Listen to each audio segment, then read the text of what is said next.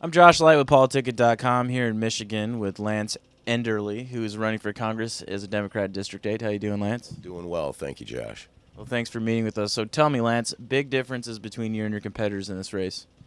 Well, the big difference, I'll focus on Mike Rogers, who is the congressman at this time. Major difference, number one, I want to protect our seniors. He wants to privatize Medicare and Social Security, whereas I don't look at those as entitlements. They're earned benefits, and they need to be there for future generations. I know I paid almost 30 years into it. I don't want to see the program changed. They're great programs. And again, they just need to be followed by the rules, and they don't need to be rated by Congress. That's one difference. The other difference is I support our veterans. Instead of voting against veterans benefits like Mike continually does, as far as funding VAs, which we've got 1 million kids, young men and women coming back that are going to need help. We need to take care of our troops. We need to invest in our military. Definitely. When I say that, our military, not private contractors and mercenaries. There's a big difference between Mike and myself. Also, I'm not in the hip pocket of big pharma, insurance companies, or big oil. I'm one of the only candidates that's speaking out against Enbridge Energy and their largest oil spill in North American history, inland oil spill. Happened right here in Michigan.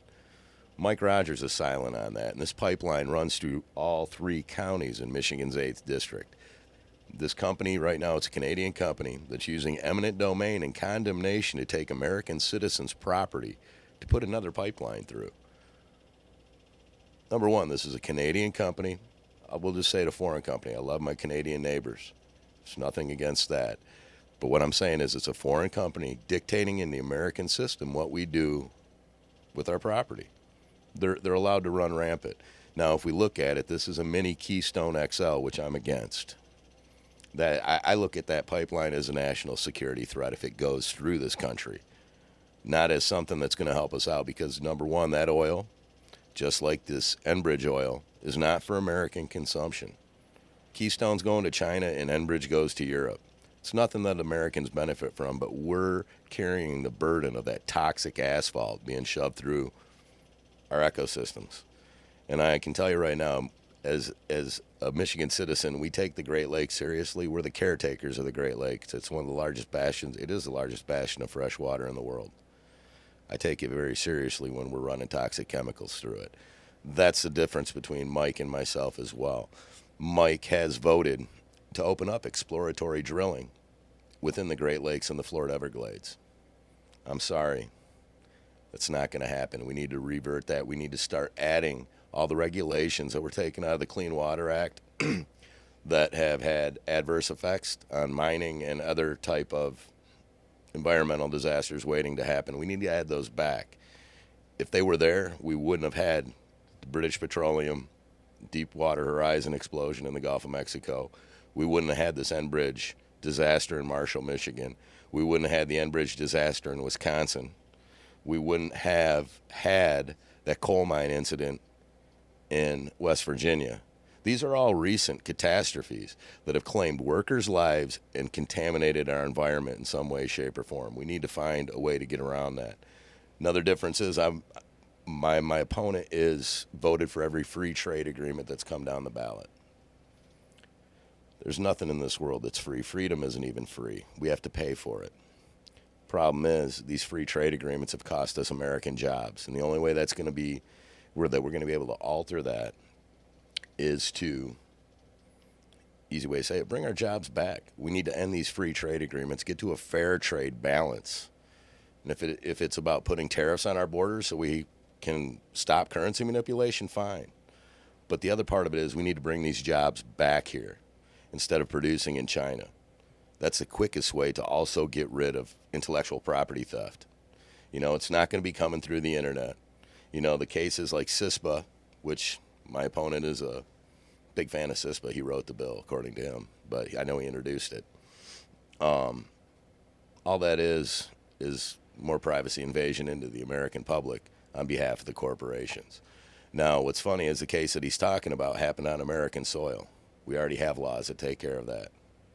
Why don't we enforce the laws that we already have there instead of expounding over into other areas that affect every citizen in an adverse way? That's not what our government's about. You'll find that I'm pretty much the antithesis of my opponent. It's about the people. It's about what's getting back to what's fair and what's right. I'm proud to be the brokest candidate in the country on the two-party system. It's something that I look at. He's got 5 million. I think I've got 200. It's not about that. It's a grassroots getting the people back their voice, and it's working. How's your experience prepared you for Congress? Well, I've got a vast, I look at it life experience as the most part, but I also look at what experiences Mike brought to the table. He's gotten us into an endless war, cost us trillions of dollars.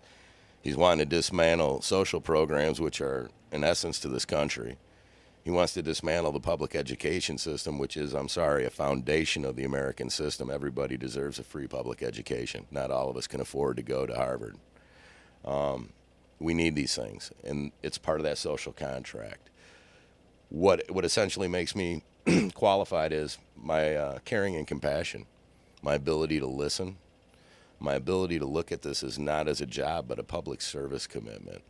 It's not about the money, it's not about the title, it's not about the fame. It's either being blessed or cursed to have the ability to stand up for what's right and fair when it may not benefit me personally, but it benefits the greater good. It's just one of those things we're brought up to raise and believe in. So that's the personal integrity that I bring to the game. But I also bring a vast work experience. I've worked in the government sector. I've worked on the family farm. I've worked in the small business, both running and as an employee. I've worked in corporate America in the telecommunications industry in a sales and acquisition capacity, so I understand the corporate edge of things. Matter of fact, I saw the dismantling of the American job through corporate America. I was in a suit. I walked away from $100 and some $1,000 a year job to go into public education. That's a big money cut. And it was because I saw these things coming down the road, and the only way to get to that is you got to educate people. So I developed a passion that I'd always had and unlocked it again and went back to school to become a public school teacher, which allowed me to work with people in different facets of life, more so than I did before. And then I took it over into special ed, which is a part of education that's very analytical. You look at a lot of data. You don't just make decisions based on what you hear and what somebody's telling you. You go in and make the observations. You live it. You work with that student one-on-one, and you collect this data, make these observations, just like you would with a bill. We don't do that. We send people there that just want to take the check, take the advice that they're getting from somebody in a smoky room, and pass that legislation. Comes back to where I was going with my opponent. What's his experience gotten us? Debt, war, and destruction. Not to mention, in this district, I'm down right now in this town we're sitting in, we're down 200,000 jobs that used to be here when he took office 12 years ago. How's his experience? How do we create more jobs? We've got to start bringing jobs back to the border. I mean, you've got to look at giving tax breaks to small businesses and corporations that are willing to set up shop in America. Put the tax burden on those companies that outsource and offshore jobs. Start holding these financial institutions accountable that got a lot of money through the stimulus and bailout. Start making them put the money back in the system. But the other part is when we start giving these breaks, this $1 trillion, I'm not saying we need to give the 1% or however we want to equate it, the corporations, any more breaks. I'm all for ending corporate loopholes because most of them are for outsourcing and offshoring of jobs or moving the jobs out of the country, shall we say. It's all about the corporate bottom line. But what we need to do is create an environment where it's conducive to open up shop here. Now, when I hear the argument that taxes and the Affordable Care Act are hindering people's ability to hire, it's hogwash. I can introduce you to somebody that, matter of fact, this gentleman quit his job last election when I ran as a write-in to get on the ballot in 2010. Quit his job to come help me run my campaign because it's his social contract. He felt he had to do it for the community. That's how much he believed in it. It wasn't about us. It was about making sure there was opposition. But since then, he started a small business in a depressed economy. He started a small business, found a niche, went from 2 employees, him and his partner, They've just hired up to 15. And I asked him, does the Affordable Care Act bother you? Does the paying taxes bother you? He goes, no, I got contracts to fulfill. I'm able to, that's just it. When people have contracts to fulfill and they're producing goods, they will have those jobs. They need to quit lying and saying, I need more money. I need the breaks. I need to build my bank account bigger. No, start getting it back out on the streets and building here in this country. And again, the industries that we need to talk about are ones that are being done overseas. Solar panels, wind turbines, biofuel technology, stuff that'll get us energy sufficient or, independent. What are your thoughts on the environment? We got to wake up. We got to wake up. We're only given so much. And, I'm very strong in Native American beliefs. And, old proverb basically tells us that this land we are basically renting from our grandchildren. So it's our obligation to take care of it and you make sure that it's here for future generations. And we aren't doing a good job of that. One of the big issues, I'm a strong opponent of hydrofracturing. People say, oh, they've been doing it for years, it's been safe. Yeah, we used to put asbestos in buildings for years till we realized it killed people. We used to put lead in paint till we realized it killed people. We only have so much fresh water, and if we dump benzene in it continuously, that's one of the 870-some chemicals that go in this concoction that's patented by Halliburton to go into our ground. You're asking for an environmental disaster. There's already evidence and proof that it's killed water wells, it's killed people, it's created cancers and other health conditions amongst livestock and people. It's not a good process. We can live without natural gas. We can't live without water. And when you break it down, this gets us back into why are we defunding our public education system, especially our research universities where we used to get great technology, but we don't anymore. We sold to the private sector through grants. We need to get that money back to the universities where people really want to make a difference for the betterment of society as a whole. That's what the institutions were meant there for.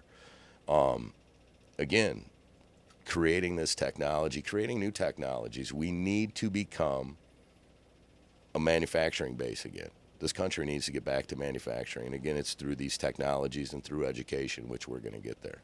How are you using social media in your race? Social media is one of the biggest outlets, again, being the brokest candidate in the country. I mean, it's very valuable. You've got many blogs out there. You've got the main avenues, Facebook, which we're on there, Lance Enderle for Congress. You've got Twitter, which we're out there, Lance_Enderle, Enderle.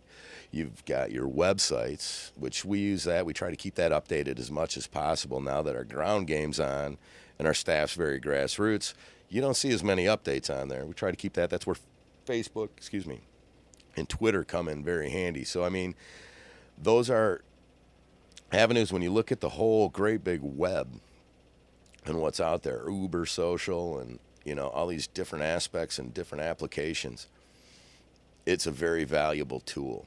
It's one of those tools that I'm proud to say it helps take money out of the election process. It helps somewhat even the playing field when you're dealing with groups like Citizens United and, let's just call them out, the Koch brothers. How much money they use to fund campaigns. When you got 17 people in this country that can contribute more to the political system than the rest of us combined, our friends, our brothers, our relatives, and whoever else lives in our state. That's a problem. Democracy, it's not a mortgage note. It's not for sale. It's one of those things. It's a participation sport, not a spectator sport. And when we start out, selling it like tickets to the baseball games and whatnot, well, then, general citizens can't get involved. So social media has been one of the biggest aspects since we got in this race in 2010. It's been very helpful. How's your campaign going right now? I'd have to say it's going well. There aren't any polls done. We aren't wasting the money on them. We don't have it. Our money's invested in our ground game. I think my competitor thinks it's too much in the bag. And again, this is a race. The DCCC, you know, they're too.